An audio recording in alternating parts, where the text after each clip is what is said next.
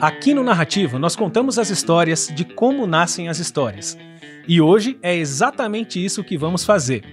Vamos passar por processos criativos de desenvolvimento e estruturação de uma baita narrativa. Trouxemos para o papo de hoje uma das roteiristas da série Raul Seixas Eu Sou, da Globoplay, que conta a história do ícone musical Raul Seixas. Quer saber como foi colocar esse projeto de pé? Fica com a gente!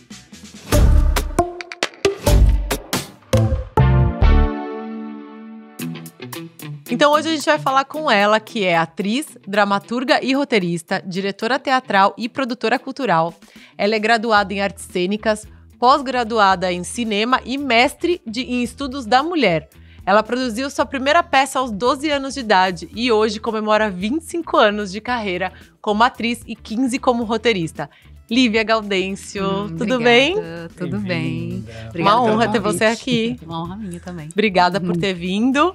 Bora começar a bater esse papo, que eu tô, muito curiosa com muitas coisas aqui. Saber tudo como foi. E para começar, já quero falar sobre processo criativo, assim. O que você avalia ser o maior desafio de criativos dentro de um processo? Bom, eu acho que a gente está falando em dois níveis aí, né, de profissionais.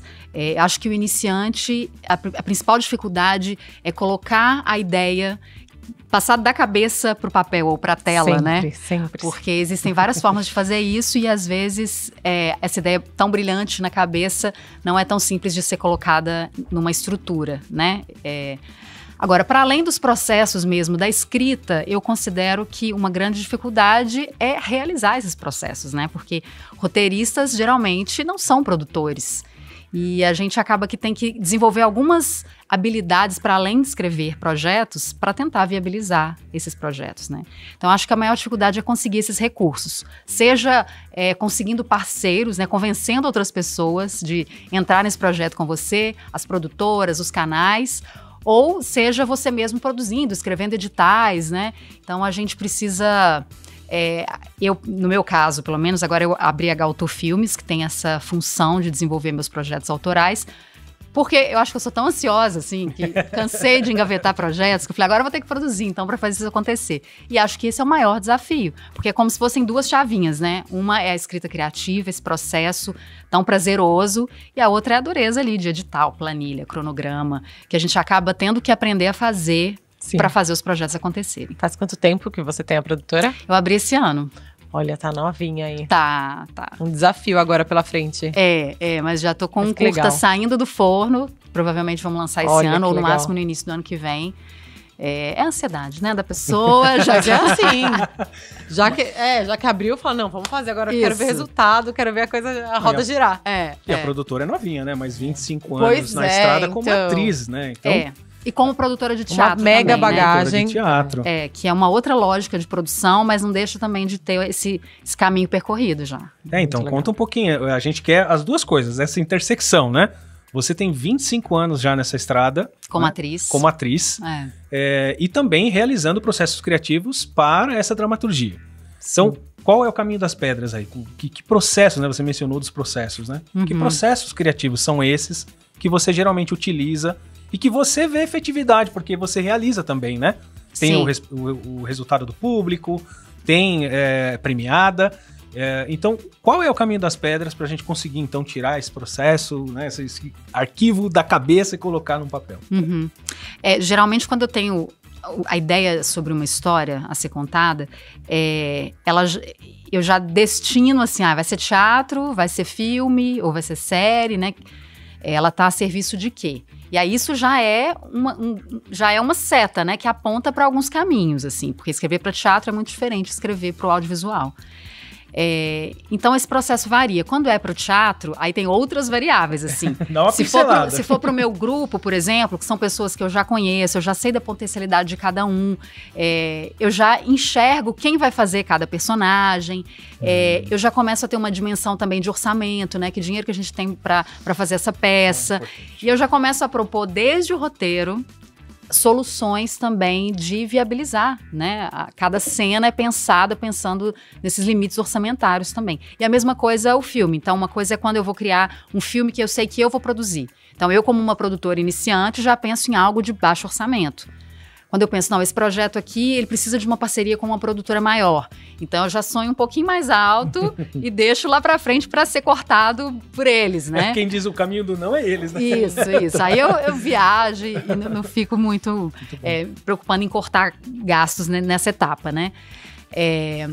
E aí, assim, eu entendo que na escrita dramatúrgica ela tem uma pegada mais abstrata, até porque a caixa cênica, né, do teatro, ela é um espaço limitado em relação aos recursos que você tem para contar aquela história.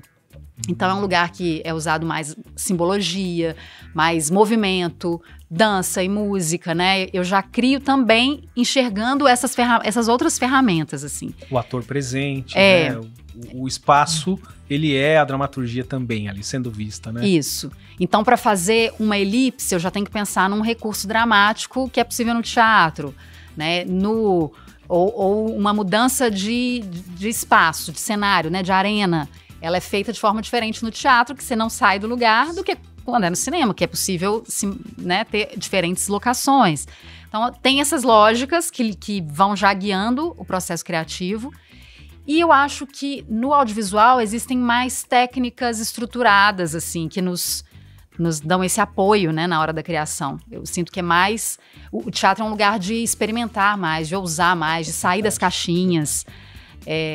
Então, algumas ideias...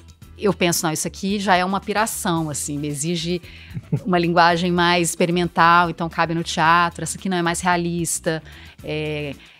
Conflitos sociológicos, assim, eu gosto mais de trabalhar no cinema, porque aproxima mais, traz mais identificação com o público, e por aí vai. Agora, falando de audiovisual, assim, de estrutura mesmo, de roteiro, eu gosto muito de partir dessa célula mínima e ir expandindo. Então, eu parto bem certinho, assim, eu sou bem disciplinada também na técnica. Vou lá na logline, depois aumento um pouquinho para sinopse, aí depois já começo a pensar nos personagens, penso a descrição dos personagens todos, aí depois já começo a escrever um argumento com todas as ideias, assim, aí é um bruto, assim, é um material de todas as ideias, motivações, hiperlinks, referências, tom, aí tá tudo misturado ali. Aí depois eu vou para a escaleta, depois vou abrindo cena, colocando diálogos, e depois faço esse processo todo inverso. Volto lá na logline e vejo se aquela célula está presente no projeto inteiro, se a sinopse está coerente com o que foi desenvolvido. Porque às vezes também no desenvolvimento da cena ou dos diálogos, a gente descobre outras camadas, por exemplo, dos personagens. Então exige também que eu volte nos personagens, reescreva tudo. Então é um processo de ida e de volta. Perfeito. Olivia, e quais são suas maiores inspirações, assim? De que fonte você normalmente bebe, falando especificamente de escrita? Falando especificamente de você, Lívia roteirista. Tem que ir acionando as skins dela, assim, ó. E eu também acesso as caixinhas, assim. Agora quem responde é a produtora, agora é a atriz, agora é a roteirista. Tem duas fontes que eu amo, assim. Uma é conversar com pessoas. Eu sou essas que, assim, sento no ônibus, num ponto, de táxi, sei lá, tudo eu começo a conversar com as pessoas. Então, quando eu viajo, amo conversar com as pessoas locais, para entender outros pontos de vista, né, outras visões de mundo. Então, eu tiro muito material de recursos humanos mesmo, disponíveis em qualquer lugar que a gente esteja, né? Amo ouvir história das pessoas. Histórias é o que mais tem. Um táxi, assim, nossa, eu amo pegar um táxi pra ir pro aeroporto. Não tem coisa mais legal. Tem um trajeto longo ali pra bater papo. Diga-se de passagem, né? Eu venho do ABC até São Paulo. Mas é uma delícia, porque é isso mesmo. As histórias, elas estão literalmente... Lembra das pessoas? A gente falava tanto aqui, né? Sim. Como conecta, né? A história é a pessoa, é feita de pessoa pra pessoa. Tá lá a história. Os personagens estão todos aqui, né? É só olhar em volta. E você tá com essa anteninha, né, ligada, né, do teu processo, né, sensível, o olhar sensível pra isso é muito legal. Realmente uma baita. E às vezes, assim, eu escuto uma conversa, eu já fico viajando, assim, quem que é aquela pessoa, né? Por que ela tá contando aquela história, aquele conflito, como é que foi a infância dela? Já começa a pirar. Como é que chegou até aqui, né? Tá já virou um talk show, né? Como foi sua infância? Virou uma sessão de terapia. Mas muito curioso. E uma outra fonte que eu adoro, assim, são livros teóricos mesmo, de sociologia, de filosofia, de antropologia. Às vezes eu me interesso por um tema e aí eu compro um livro só para me alimentar, porque enquanto eu tô lendo, aquele livro, eu já começo a ter ideia de personagem, de plots, né, dos conflitos. Fica esse diálogo entre alguém que está discorrendo sobre aquele tema e eu e os fantasmas na minha cabeça que criam personagens. As vozes, né? As vozes. Muito bom. Você tem uma atuação muito próxima do ambiente feminino, ligado às temáticas femininas, né? Já ganhou prêmio com isso, enfim, tem um trabalho de mestrado belíssimo, né? Uma pesquisa importantíssima nesse campo. Queria que você trouxesse um pouco desse universo para contar também como que você abastece essa centelha da autora, da atriz nos seus projetos e como você intersecciona, né, essa temática feminina dentro de tudo aquilo que você executa. Conta um pouquinho pra gente desse envolvimento seu nessa temática. Eu acho que desde criança, assim, eu sempre fui muito questionadora e indignada com, sei lá, as injustiças do mundo, né? Já identificava machismo de uma forma ainda muito infantil, né? E que aos poucos, à medida que eu fui crescendo, eu fui fazendo as conexões mesmo da vida adulta e estruturando esses questionamentos. Então, eu acho que quando eu começo a estudar, estudo sobre as mulheres, né, que foi o meu mestrado, vem muito de uma angústia genuína, assim, existencial para mim, né? Então, e como sendo mulher, né, experimentando todas as opressões que as mulheres experimentam na pele, assim, desse lugar também, da mulher branca, classe média, etc., eu comecei a ter vontade de falar sobre isso, né, através da dramaturgia. Então, eu fui indo por esse caminho de uma forma muito natural, porque eu acho que quando você começa a criar uma história, ela nasce de uma inquietação muito verdadeira, muito profunda. E a minha vem desse lugar, da condição de ser mulher e enxergar as injustiças. E o feminismo, assim, que me representa é esse também que olha para todas as injustiças. Então, eu comecei a estudar sobre racismo, sobre homofobia, a me interessar por esses temas e a colocar também essas pinceladas, assim, dessas discussões nas minhas histórias. Você percebe que tem um retorno disso, não só no público, mas na crítica em geral, né? Como que chega a esse resultado dessas provocações que você coloca nas peças? Dá um exemplo, né, por exemplo, do Levante. Como que foi, né, produzir e ter a resposta, né, dessas provocações que você faz? O Levante ele é um festival de mulheres em cena, então vieram mulheres de fora do Brasil, participantes e artistas, e foi esse encontro para discutir o fazer arte, por mulheres, com temáticas relacionadas ao universo feminino. Então é um festival conectado a um movimento que chama The Madalena Project, que é um movimento global, assim, de mulheres que produzem festivais de arte ao redor do mundo. Então, as pessoas se conhecem e se encontram em diferentes partes do mundo e seguem numa relação e numa pesquisa e colaboram artisticamente umas com as outras. Então, é esse lugar de crescer juntas, assim. Agora, a resposta que eu sinto diretamente do público é através do teatro, porque o público está aqui, né? Sim, na frente. Sim. E aí termina a peça, a gente recebe diretamente ali a resposta. E aí tem uma peça que eu faço que chama Princesa Fala Linda Sem Papas na Língua. Eu faço a Princesa Fala Linda, que ela sou eu, na vida real. Não conta pra ninguém. Mas é uma peça para crianças que fala sobre silenciamento feminino. Olha, então, a resposta que eu sempre ouço é dessas mães falando, nossa, que tema necessário. E que bom falar para crianças, né? Meninos e meninas. A gente faz uma inversão dos papéis, assim. Então, o vilão é o príncipe. Aí, para também não demonizar os homens, porque a ideia não é essa, né? O pai é esse homem que reproduz o machismo, mas que se arrepende no final, reconhece os erros. E a bruxa é quem salva a princesa. E a criança interior dessa princesa é que dá a força para ela sair dos domínios do príncipe. Então, assim, eu percebo que existe uma necessidade mesmo do público de oferecer para os filhos ou para si mesmo, né, de se reconhecer naquele discurso, porque é necessário a gente tratar de temas que são transformadores, né, que tornam o mundo mais justo, igualitário. Eu tenho essa visão meio utópica, assim, que eu não consigo fugir disso, assim, nas minhas histórias.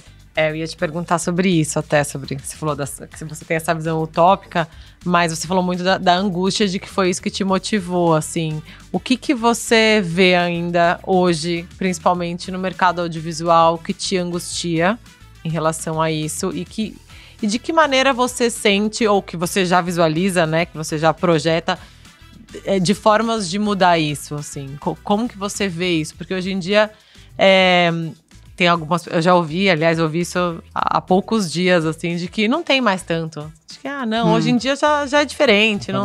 Já mudou, o mundo já mudou, não é mais assim. Mas não é. A gente sabe muito bem que não é dessa maneira. Inclusive, estava lendo que você é a única mulher roteirista, né, na mesa. Em vários momentos, você é a única mulher roteirista numa mesa e tal. Queria que você falasse um pouquinho mais sobre isso.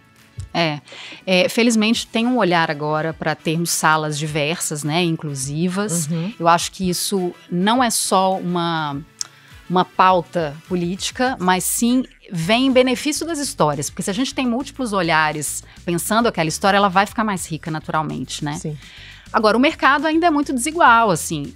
Saiu agora uma pesquisa da ONU Mulheres dizendo que no mercado audiovisual brasileiro as mulheres ganham 76% do salário dos homens. Então, é uma realidade, é uma estatística e está aí.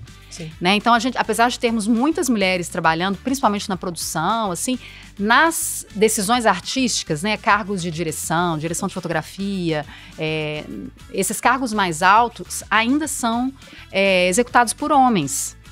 Então tem que olhar para isso também, né? Entender. Eu tava vendo também um vídeo recentemente, acho que é a Sharon Stone. A Sharon Stone, eu vi. Você viu esse? Ela comentando dos $500 mil, né? Há trocentos anos atrás, ela recebeu $500 mil para fazer o célebre filme, né? Sim. E o Michael Douglas, que era o... Era o Michael Douglas, né? foi Ele recebeu quanto? 15 milhões? 9, 8 ou 9 sei milhões. Sei lá, 9, tá bom, que seja. Não, e agora, recentemente, ofereceram para ela 500 mil de novo. Anos depois, então assim... Já a Sharon Stone tendo feito aquele filme acontecer, porque aconteceu por ela. Né? Olha como o mercado mudou, né? Olha que mudança maravilhosa, né? Olha, gente. Meryl Streep também já falou sobre isso, diferença salarial, né? Então, assim, nem a gente não tá falando nem só do Brasil, é uma realidade global, assim. Vamos trabalhar para mudar isso, né, gente? Vamos lá, né? Já passou da hora, né? Mas, Lívia, olha, eu queria fazer uma mudancinha de chave dentro da chave. Queria que a gente entrasse na chave do desenvolvimento, da estruturação. E queremos perrengues. Porque a gente sabe, né, que desenvolvimento em grupo, né, uma série que trata de um ícone, né, musical brasileiro. Fala um pouquinho de como foi o processo de desenvolvimento, como é que vocês lidaram com as informações ali, né, na mesa. Como é que começa tudo isso? Eu tenho essa curiosidade. Como é que começa?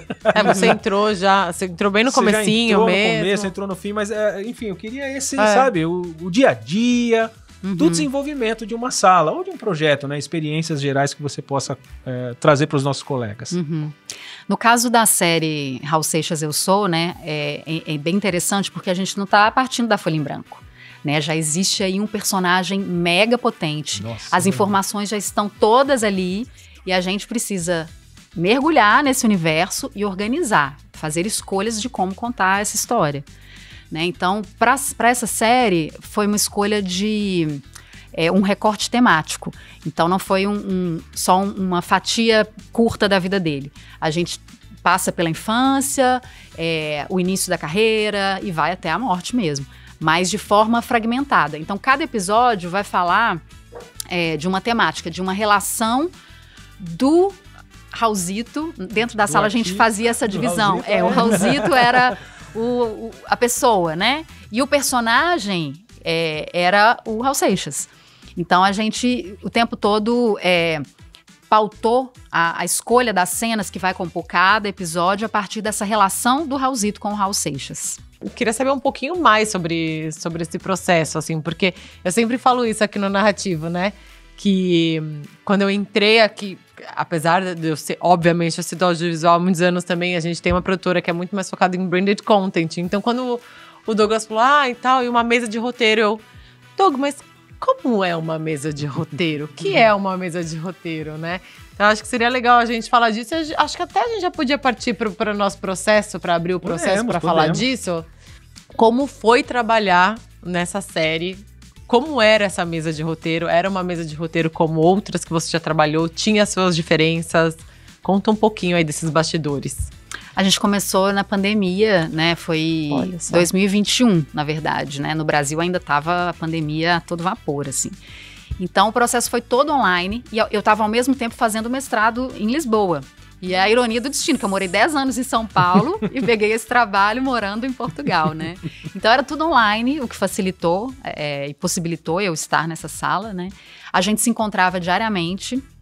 E aí tudo começa com um brainstorm, assim, né? Pesquisa, então fora da sala era leitura da biografia do Raul, a gente assistia vídeos no YouTube e eu ouvia as músicas 24 horas, a única trilha que tocava no carro, em casa, e o que era super prazeroso, porque eu já era fã do Raul, eu tava ali, nossa, tô sendo paga pra ouvir Raul Seixas, é um privilégio, né?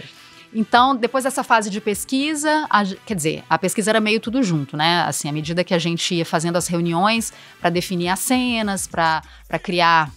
E aí é interessante conectar também com aquela história da estruturação, né? Aconteceu dessa mesma forma. A gente tem uma logline, tem uma sinopse, e aí assim vai expandindo esse material de criação, né? A sinopse de cada episódio também, para depois ir abrindo essa sinopse em escaletas, depois em cenas mais estruturadas, com rubricas e diálogos.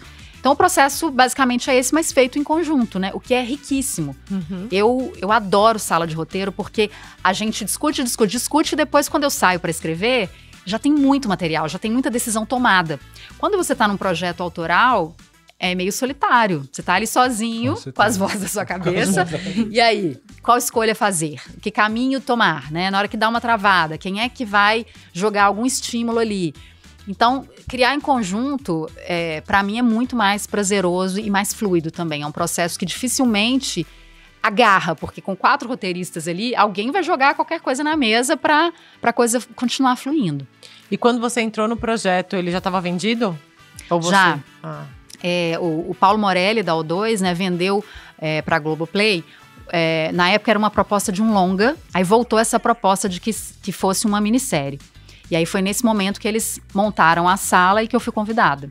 Então eu já entrei para desenvolver a minissérie mesmo, com 8 episódios, já tinha essa demanda. O serviço já estava setado. E aí a gente criou a Bíblia juntos, né? Porque antes era um projeto de longa e é muito diferente um projeto de longa para a série. Sim, sim. E dentro de tudo isso que você falou, onde travou, onde não travou, foi fluidão assim? Vocês escreveram em quanto tempo, mais ou menos? Nossa, eu acho que não teve nenhuma trava preocupante, assim. Foi um processo que fluiu muito. Os roteiristas da sala eram muito experientes, foi um privilégio, assim, aprendi muito. Paulo Morelli, Denis Nielsen, Marcelo Montenegro, são muito experientes. E aí, assim, super fluiu. Eu acho que foram 8 meses de escrita. E aí depois entra numa fase de revisão, né, de tratamentos. Sim. E aí entra a produtora também. Não, o canal acompanha desde o início, tudo, né? Desde o material 1, que é as sinopses, desde a Bíblia, eles aprovam. Então, à medida que eles vão aprovando, é que a gente vai avançando as etapas. E acho que foram 8 meses. 8 meses. Bom, até que foi rápido, né? Porque com a quantidade de material, isso de Bíblia, né? Essa fase de pesquisa ou contemplando Não, foram a fase 8 meses até diretão escrever a versão 1 dos roteiros. Aí depois são as outras versões, aí lapidação, né? E aí foi fora desses 8 meses, de vez em quando a gente voltava para falar de alguma coisa, de alguma nota que a Globoplay mandou também. Fluidaço. Ô, Olivia, a Lola Pontes veio aqui e falou muito sobre o roteiro pra Doc Reality, né? Qual é a responsabilidade de fazer uma série que é ficção, só que é biográfica, então, querendo ou não, tem que ter uma pegada aí de muita pesquisa também. Em que momento as duas coisas se unem, assim? Porque quanto de pesquisa tem durante o processo criativo também? Você tem a pesquisa e aí vocês começam, então, a realmente escrever, mas quanto vocês ainda têm que ficar ali voltando na pesquisa, se vocês estão sendo verossímeis, né? Porque verossímeis, exatamente. O personagem, ele existiu, né? E Exato. algumas situações de vida até acho que pouco tempo, muitos produtores devem ter essas memórias, né? Não é nem história, é memória. Sim. E um personagem que é um ícone, é um ídolo. Vocês precisam ser verossímeis, né? Senão as pessoas vão falar, não, tá tudo errado. Como é que foi isso aí? A gente tinha uma pesquisadora, que é a Marina Santos, full time na sala com a gente. Só quando, assim, a gente chegou num ponto que aí era desenvolvimento mesmo, né, dos roteiros, é que ela saiu. Mas enquanto a gente estava criando e escaletando, ela estava lá. E aí a gente tinha uma dúvida, ela localizava, maravilhosa, sabia das informações, confirmar o que a gente precisava. Então, houve um cuidado, porque é muito sério mesmo, falar de alguém que nem tá aqui para se defender também, Exatamente. né? E que tem família, amigos, todo mundo vivo. Aí a gente tá falando da vida das pessoas também, né? Não só da vida do Raul. E aí houve uma preocupação de honrar o legado e a trajetória dele, que foi um grande artista. Houve uma preocupação também de ser respeitosos, né? Sermos respeitosos com a história dessas pessoas. E eu tinha uma grande preocupação, porque eu fiquei responsável pelo episódio 3, que é o primeiro divórcio do Raul. E foi o divórcio mais sensível. Eu conheço um pouco porque a Edith, né, que foi a primeira esposa, ela foi embora para os Estados Unidos com a filha e nunca mais conversou com o Raul. Não deixou ele ter acesso, né, e ter contato com a filha. Foi bem traumático para ela e para ele também. Então eu não queria... desrespeitar a memória, né, dela, daquela história, e a vida dela e da filha. E aí eu tive um feedback muito lindo que me tocou profundamente recentemente, depois que estreou a série. A Scarlett, que é a segunda filha, fez uma postagem no Instagram falando que a série serviu de cura para essas filhas, uniu as 3 irmãs e foi importante principalmente para Simone, que é a primeira filha que viveu esse processo mais traumático. Nossa. Eu fiquei tão aliviada, porque eu acho assim, nós somos criadores e a gente tá ali jogando com coisas muito sérias, muito sensíveis, né? Brincando com a vida dessas famílias. Isso é muito sério. Então, ter essa resposta e essa aprovação, né? Paulo Coelho também fez uma postagem falando que se emocionou muito com a série, que foi muito fiel. Então, a gente ficou muito aliviado, muito feliz com a continuidade, né, desse legado do Raul, que a série agora tá carregando. Melhor feedback impossível. E tá ampliando ainda, né? Porque vai vir novos fãs da geração Z que precisam conhecer, né? O que para muitos é memória, para a geração Z vai ser história. Bom, mas é a deixa, então. Agora sim, eu acho que a gente tá mais do que preparado para a gente ir pro processo. Vamos, trouxe um ouro aqui, porque, ó. Nossa, não é um ouro de tolo. Isso. Não, e é literalmente a pedra, digamos assim, a pedra fundamental, né? Aqui, a partir daqui, tudo aquilo que a gente viu... Nossa, tem que agradecer muito o Paulo também, né? Sim, mandar um abração pro Paulo Morelli, que permitiu que nós exibíssemos aqui e comentássemos, né? Porque o nosso propósito de trazer insights, né, para os nossos colegas, de contar um pouquinho de como foi esse processo, é para elucidar, para que cada um, no seu momento, né, consiga também fazer melhores escolhas e tudo isso que a gente está debatendo aqui. Então, obrigado, Paulão. Muito obrigada. Bom, essa é a Bíblia que a gente entregou para a Globoplay. Tem até a data ali, 21 de agosto. Não, adoro. 6 de Bíblia agosto tá na retranca, de tá na 2021. Ai, é muito gostoso ler retranca assim. É mesmo. Olha que massa. V1, entregue. Isso, entrega a Globoplay. Então, antes a série chamaria Metamorfose Ambulante e depois virou Eu Sou, e eu achei genial. É muito bárbaro, ser né? Eu Sou. Porque tem tudo a ver com... Tem tudo a ver com a busca dele, tudo a ver com o conflito da série. Tá tudo ali. Então, eu achei uma escolha incrível, assim. Então, o que é eu achei essa Bíblia interessante ser mostrada também, porque ela é um pouco mais fora da caixinha, assim. Ela tem um formato mais livre do que o que a gente aprende a fazer nos cursos de roteiro. Então, a gente começa ali com o formato, né, que é muito importante já colocar. Ó, é uma minissérie, 8 episódios de 45 minutos e falar sobre o gênero. Isso é o cabeçalho básico. Aí tem uma citação de uma música do Raul, meu amigo Pedro, e depois tem uma introdução, toda essa introdução aqui, falando um pouco do que esperar dessa série, né? Do que a gente está prometendo aí com esse produto. Tem um pontinho aqui. Tem uma observação aí. Aqui a gente já fala do recorte da série, né? Então ele não é temporal, a gente não vai pegar Raul criança e levar até a morte. A gente vai mostrar até a morte, né? A gente vai, a cada episódio, pegar um tema que vem da relação do Raul com esse personagem, né? Como eu falei. Depois eu vou passar nas sinopses dos episódios para mostrar quais são. Dito de outro modo, mais do que ficar naquele formato linear que eu vou contando do início ao fim e passando cronologicamente, a gente sai um pouquinho do aspecto cronológico e fica no aspecto mais temático da vida dele. E aí a gente tem Raul no presente, Raul na infância, temos mentiras, sonhos, composições, elucubrações do Raul também, entremeando isso tudo. Imagens embaralhando um pouco a cronologia. E essas imagens metafóricas e poéticas, né? Realismo fantástico, tem disco voador, né? Pra quem viu a série toda aí, tá tudo lá. E aí aqui, ó, ele criou inúmeros personagens, mas o maior deles foi o próprio Raul Seixas. Aqui a gente já tá falando do tal do misbehavior, né? A falha de caráter dele, que é ter criado esse personagem que o engoliu no fim das contas, né? Aqui a gente até citou a criatura dominou o criador, e na série tem uma cena de O Médico e o Monstro, né, para fazer esse paralelo aí de Raulzito e Raul Seixas. Usa também a metáfora para representar isso. Porque ele foi um produtor, assim, muito sagaz, né? Ele teve uma fase muito competente, muito sagaz como produtor. Quando ele incorpora o artista Raul, eu acho que tudo aquilo que estava reprimido por alguns anos, né, que ele ficou atrás das mesas de som, explode, né? Literalmente explode. E aí, com a chegada do Paulo, então, nem se fala, né?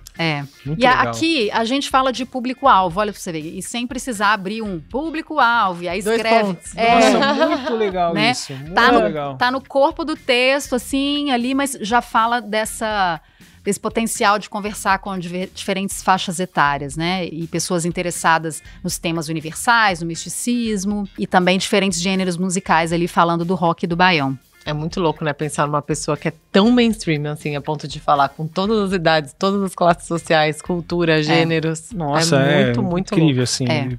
E aí a gente fala do que vai ser a derrocada, né, desse personagem, porque esse faz o que tu queres, pois é tudo da lei, é que levou ele ao extremo do vício, da autodestruição também, né, então no meio desse texto aí a gente também já tá falando o que a gente vai encontrar no final da série. Perfeito, onde ele derrapa. E o próximo aí...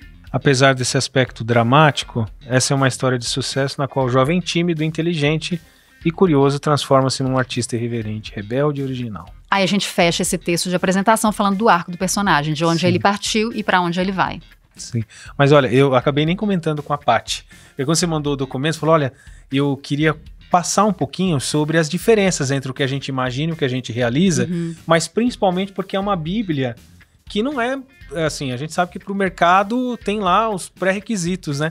Eu fiquei muito interessado nisso, em ver como que você flexibilizou algumas coisas que a gente até já falou aqui, né? O que tem que ter? Tem que ter isso, tem que ter aquilo, tem que ter público. Por exemplo, essa do público aqui já diluído no texto, achei muito legal. Porque eu fico pensando também, né? Os executivos ficam lá recebendo projetos e lendo projeto o dia inteiro, e é chato, né? Às vezes.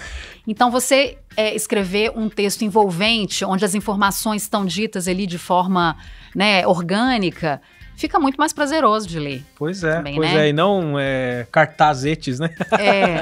Não encartazado, né? Muito legal. Mas acho que também não, tem sua função. Precisa passar por essa fase, né? Eu acho que quem está começando não vai ter a manha, talvez, de escrever um texto já com essa expertise, né? Então, tem que passar por esse processo, sim, mas é possível também criar um material um pouco mais prazeroso de ser lido, envolvente. Perfeito.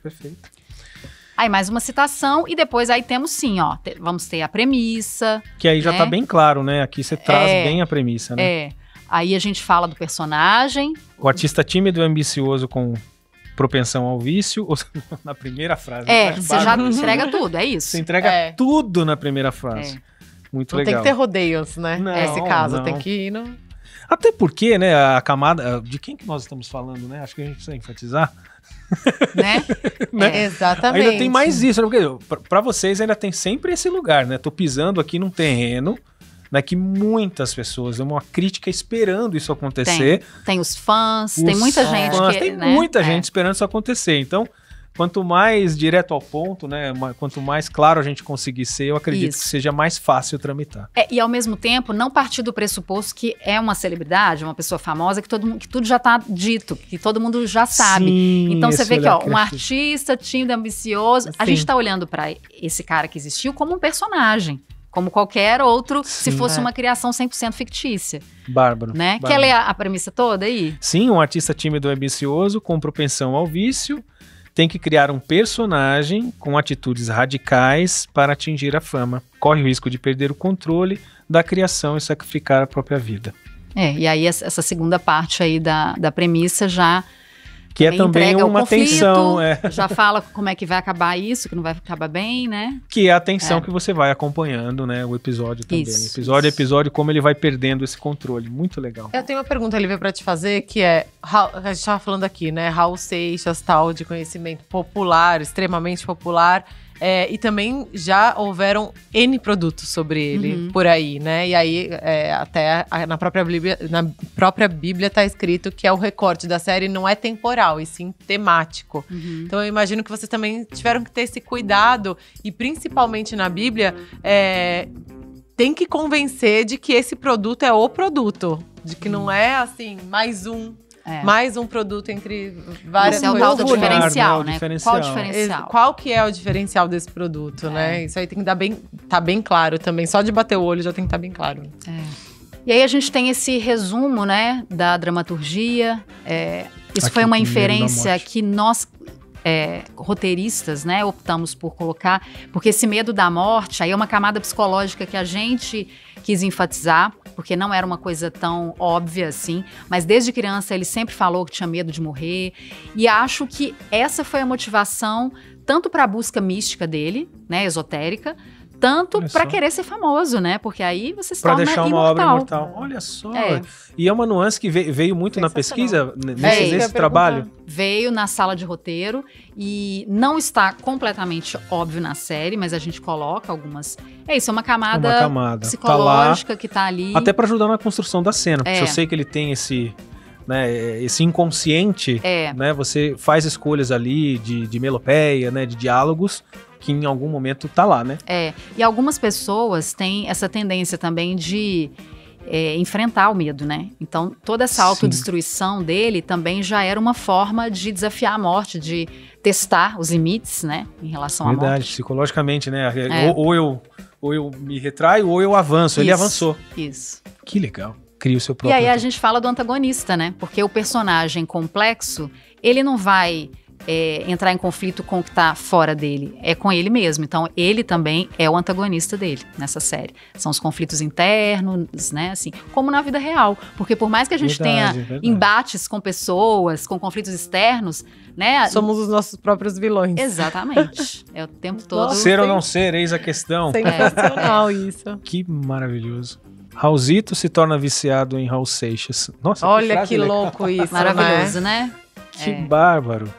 E aí já fala um pouco desse desfecho também. O conflito principal é esse, né?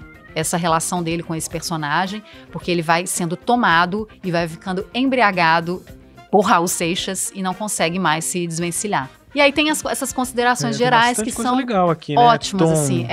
Aí temos o tema, né, da identidade e multiplicidade. Esse recorte temático tem a ver, então, com a relação dele com o personagem. A gente fala do tom, né? E esse tom, ele é levado para a série. Então, a gente tem momentos muito solares, né? De muito êxtase dele. E tem outros de profunda depressão e decadência. Tem essa quase bipolaridade, né? Eu não gosto de usar isso porque isso é uma patologia e não é esse o caso. Mas tem esses altos e baixos aí. Que eu acho que pode vir desse flerte, né? Essa frase da Bárbara, né? Ele se torna viciado em Raul Seixas. Porque eu imagino que, vindo de um ambiente onde você produz, onde você bebe a arte, onde você trabalha com outros artistas e tá com tudo isso reprimido, quando você se solta no seu trabalho artístico, isso vem com essa força, né? E ela é ofuscante por vezes, né? Esse se perder, né? Então, seus momentos ainda tendem a ser mais agudos, né? Entre altos e baixos, imagino. Acontece muito com assim, muitas na vida real, né? né? Pensando no Raulzito, né? Como que o Raulzito estava ali naquele momento, né? Se deixando levar pela própria criação, né? E você vê várias celebridades que falam delas mesmas em terceira pessoa. Em terceira pessoa, né? eu acho bárbaro isso. Isso acontece muito mesmo. Muito. E eu acho também que quando ele falava muito assim, eu sou um ator, né? Eu sou um ator. E eu acho que o ator, ele vive essa realidade do personagem, né, daquela fantasia ali, e depois tem uma certa dificuldade em voltar para a vida real. E eu acho que ele sentia esse conflito também, assim, de lidar com pagar boleto, né? Em vários momentos ele ficou endividado, né? E aí muitas mulheres, inclusive, ajudavam ele nessa parte prática mesmo, de se produzir, de organizar as finanças. Ele não dava conta muito desse lado pragmático da vida. É verdade. Tem uma passagem na biografia do Paulo Coelho, o Mago, que conta um pouquinho esse início. Dessa relação dele dificultosa, inclusive com a questão financeira, mas que a música veio novamente, né, para colocar um pouco de esquentar um pouco isso, né? Tirar ele dos momentos sombrios. E aí a gente estabeleceu que todo episódio iria começar com um teaser, então vocês podem observar, isso se manteve também. Essa parte eu adoro, porque é onde tá as estruturas. Porque essa Bíblia é um combinado, né? Sim, assim, com o canal, sim. ó, é isso aqui que você pode esperar, a expectativa é essa. Então tem essa questão do teaser, todos os episódios abrem com uma ceninha que ou é um flashback, ou é um flash forward, ou é um sonho, é sempre alguma coisa meio misteriosa, assim. E aí, da mesma forma, finalizar com um gancho. Também foi uma promessa, assim, nossa, né? De sempre ter aqui... Todo canal gosta, né? Do gancho. Sim, total. Porque aí a pessoa já emenda no próximo episódio, se garante um engajamento. E uma oportunidade bárbara também, né? Porque aqui a gente fica... eu tô imaginando, já quero chegar lá. Na estrutura, né? O roteirista pensando nisso. Mas você deve dar um material, né? Para todo mundo da técnica, né? Pro Paulo, por exemplo, pra direção, para todo mundo se divertir a beça, né? Porque...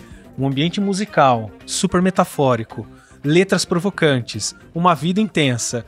Esse flashback, né, traz aí uma camada que eventualmente você não vai dialogar, eventualmente você não vai escorrer uma cena sobre isso. Então você coloca o espectador numa sensação primeiro, para depois você vir, olha, peraí, é sobre isso aqui. Isso. Né, envolvendo esse espectador, né? Eu acho muito legal esse uso. Eu considero as melhores cenas para os roteiristas, assim, que é onde a gente podia pirar. Né? E não ter esse compromisso com a verossimilhança, com a realidade. Então a gente pegava, por exemplo, tem uma cena do episódio 3, que é ele na OTO, né, num ritual iniciático, e aí me entregaram, falaram assim, agora você pode desenvolver essa viagem dele. Uau! Maravilha, né? E aí, claro, a gente passa por um brainstorm, né, na sala, a partir do que a gente propõe, cada um propõe do próprio episódio. E aí tem uma sequência que eu acho linda, que ele tá numa crise com o casamento, já entendendo que aquilo não faz mais sentido para ele, e ele nesse ritual começa a sentir a aliança queimar, e aí queima o dedo, e depois abre o teto do lugar, um céu lindo estrelado, passa um cometa, e ele se dá conta de que aquilo não faz mais sentido, sela um pouco essa decisão de que o casamento chegou ao fim e que é necessário a sociedade alternativa. E aí faz essa ponte, ele tem esse insight, essa epifania, assim, né, da necessidade da sociedade alternativa, de construir a cidade das estrelas, que é essa cidade utópica, né? E aí ele abandona o casamento, que é a vida real, aterrada ali, pé no chão, para ir em busca da cidade das estrelas. E aí, como colocar as músicas, né? A gente estava para não ser sempre um show, ou sempre ele compondo. Então aí tem show, tem composição, tem gravação em estúdio, e tem também essas músicas que entram de forma não diegética, né? Como trilha mesmo. Tem essas várias possibilidades de uso da música. Às vezes ela vem como um comentário, às vezes é recitado. Muito legal. Mentiras dramatizadas. Isso é bem interessante, porque o Raul mentia muito, né? Então, como é que é isso? Pois é, então... Ele era um Tim Maia do rock. Assumidamente. E aí, aconteceu uma coisa bem interessante, assim, porque nós mesmos, assim, ficávamos sem saber o que foi, o que não foi, e a gente optou por dramatizar algumas coisas, né? Então, por exemplo, o encontro dele com o Paulo Coelho na praia, que eles veem um disco voador, para nós, roteiristas, era uma mentira, porque algumas pessoas diziam que era mentira. Mas agora, recentemente, o Paulo Coelho deu uma entrevista e falou que isso foi real. Então, assim... E agora, né? Se ele falou, então foi real, ele que estava lá, né? Mas pra nós, na série, a gente vai tinha que é o combinado deles também, né? Até a morte, não desmente. Até a morte, não desmente. Vai saber, mas assim... Interessa se é verdade ou não? Não. Não interessa. Porque tá a serviço daquela narrativa, de contar aquela história. Sim. E o Raul tinha essa mente genial que transitava tanto entre a fantasia, né, e o real, que a série tá a serviço disso, de mostrar, de tentar, né, mostrar dentro da cabeça desse artista como é que era a criação dele, né? Que é sem limites. Aí temos também a dramatização de momentos icônicos, a gente mimetizou clipes, né, reproduziu mesmo com atores, com as pessoas envolvidas, né, os atores que interpretavam aquelas pessoas. Muito legal. Viagens visuais, né, que são, por exemplo, essas que eu citei, de viagem e de imaginação. E a sonoridade, tem 2 cenas que eu gosto muito, que estão citadas aí, que é quando o Raulzito, né, criança, 9 anos de idade, eles moravam do lado da Embaixada Americana. Então, ele ouvia rock and roll de um lado e ouvia a mãe, o baião, na vitrola da mãe. Então, tem uma cena linda que a gente criou na sala de roteiro sem saber se tecnicamente seria viável e que depois, quando eu vi na tela, eu falei, que lindo, funcionou muito bem. Que era essa ideia da fusão do rock com o baião. E que vai resultar depois no Let Me Sing, onde ele faz essa junção e é a música que lança mesmo Raul Seixas, né? Nossa, que legal. Aí agora personagens... Aqui são os personagens que vocês podem conferir na própria tá série. Tudo aí. Eu acho que o único comentário que eu faria, quando a gente vai estruturar uma bíblia, a gente coloca as camadas psicológicas e a história pregressa dos personagens, né? Não é necessário descrever ações que a gente já vai ver nas sinopses, por exemplo. Isso é só um PS que parece óbvio. Não, mas eu é uma acho ótima dica mesmo. Na hora de escrever é bom estar atento a isso, assim. Aí pode passar aí lá pros episódios, por favor. E aí, antes era Rock do Diabo e depois ficou Medo da Chuva, porque no final... Vou dar spoiler, hein? Vou dar spoiler. Bom, estamos entre Tá bom, criadores, né? criativos. Não existe spoiler aqui nesse Mas se não podcast. quiser spoiler, pula, se topar spoiler, fica com a gente. É que a gente entendeu, assim, que era muito forte. A música Medo da Chuva tem a ver com esse medo de sair e se molhar, né? Sair desse lugar seguro, do casamento e se expor, né? Ao universo. Então, o nome mudou e tem a ver com uma sequência maravilhosa, que é a minha preferida da série. E esse é o episódio que eu desenvolvi, então eu sou suspeita. Mas aí, só para ter uma ideia, a gente foi colocando aqui, né? Deslumbrado pelo personagem, descobrindo o personagem. Então, esses subtítulos aqui é o tal recorte temático que a gente se referia, da relação dele com o personagem. Aqui ele se deslumbra com esse personagem, onde ele nem... concebe mais que aquele personagem seja casado, porque se é alguém transgressor, não é possível estar numa instituição tão careta, né, onde existe um papel a ser interpretado. Então ele rompe com isso tudo. E a estrutura do nosso episódio era o tema, aí essa descrição bem curta, como a logline, e depois a gente parte para o teaser e a sinopse do episódio. Bom, então a partir da sinopse que foi enviada, que é a versão 1, muita coisa mudou, né? A gente fez as escaletas e aí a ordem dessas cenas muda. Aí depois, quando abre o roteiro, a gente entende também que algumas coisas devem ser diferentes, ou até... Uma grande vantagem dessa série também é que o Paulo Morelli estava na sala de roteiro, né? Ele é roteirista e diretor da série. E tem noções da produção. Então ele falava, essa cena aqui nem cria por esse caminho, que é muito cara. Então, gosto assim.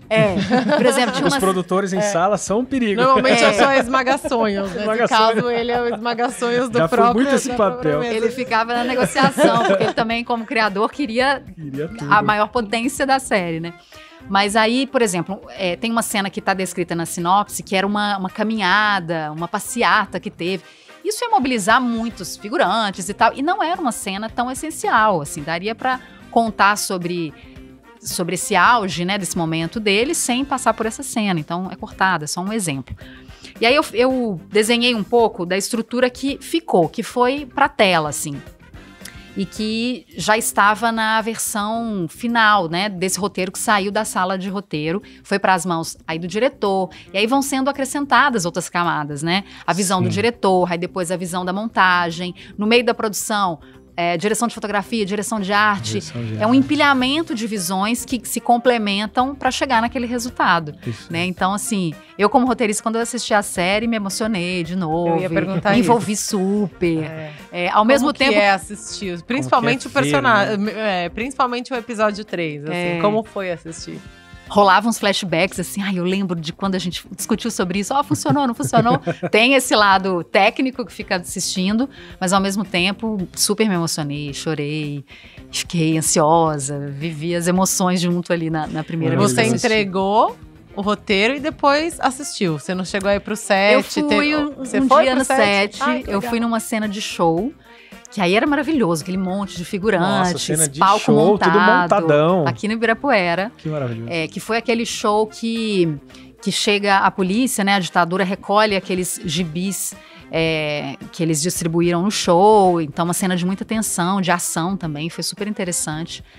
Acompanhei também uma reprodução do Guita, do clipe do Guita, e acompanhei a cena onde tem a câmera que gira, que tá no episódio 3 também. A câmera vai girando e vai passando o tempo.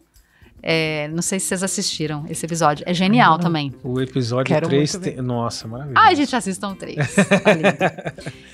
Mas então eu queria falar um pouco dessa curva dramática do episódio 3. Tá. O arco do 3. Então a gente começa com... E é engraçado, assim, engraçado não, né? É proposital e bonito, assim, que o marco desses pontos, dessas fábulas, são músicas, né? A curva dramática desse episódio começa com o mundo comum, e aí a gente tem Metamorfose Ambulante, eles ouvindo no rádio, e a gente vê que Raul tá estourado nas rádios, ele super empolgado com isso, né? Quando ele atinge o momento de maior fama. Ele é reconhecido por um policial quando ele é parado na Blitz, então a gente já mostra ali que ele tá tocando na rádio, e que todo mundo já sabe quem é Raul Seixas, né? E temos essa música rolando. E sempre que tem música é um grande ápice, né? Sim, do episódio. Nossa, toque emocional de todo mundo que curte, né? E então reverencia. Exatamente. Então não é à toa que cada ponto dessa curva, né? A cada fábula a gente tem uma grande música icônica para dar conta desse clima. E aí depois a gente tem o setup, né? Dessa história, que é onde o conflito é apresentado, que é a crise no casamento.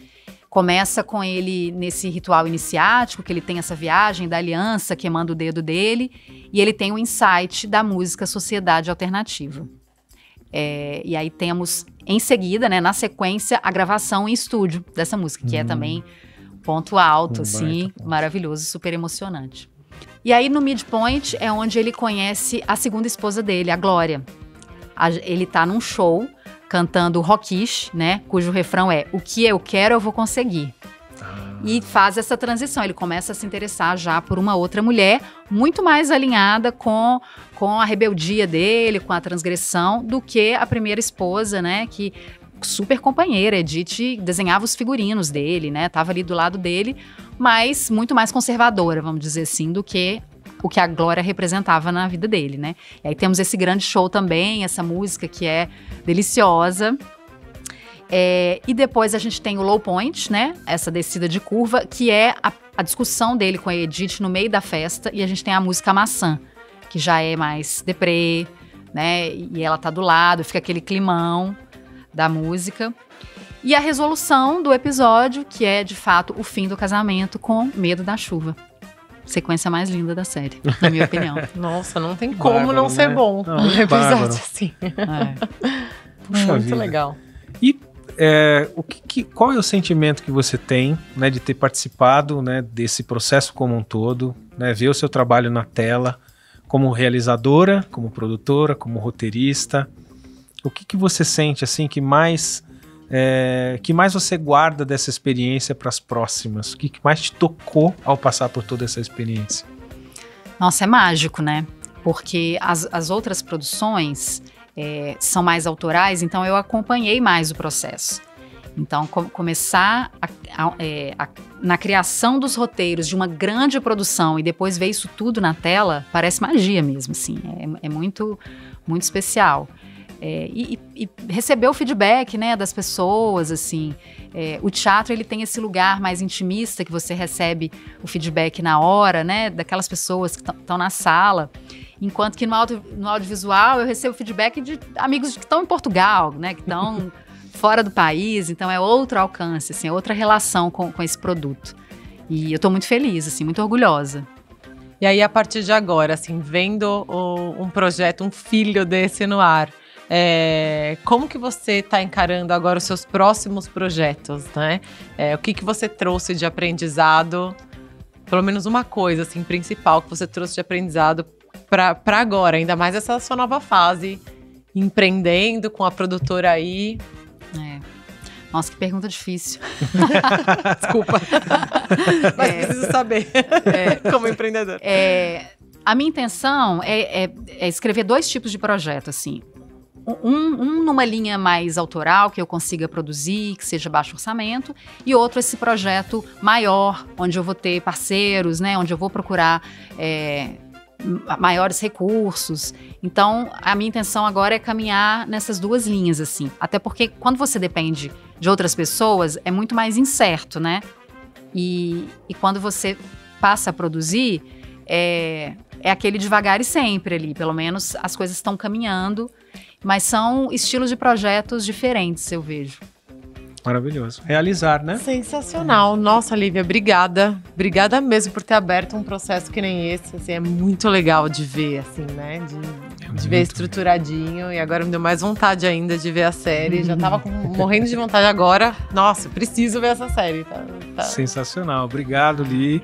Já era um convite de outros carnavais, né? Que foi possível agora, então também estou muito feliz de você ter topado vir aqui e abrir, mais uma vez, Paulo, obrigado por ter permitido que nós abríssemos aqui a Bíblia, e foi um prazer imenso. Obrigado mesmo. Prazer foi meu, obrigada pelo convite. Obrigada, gente, até mais.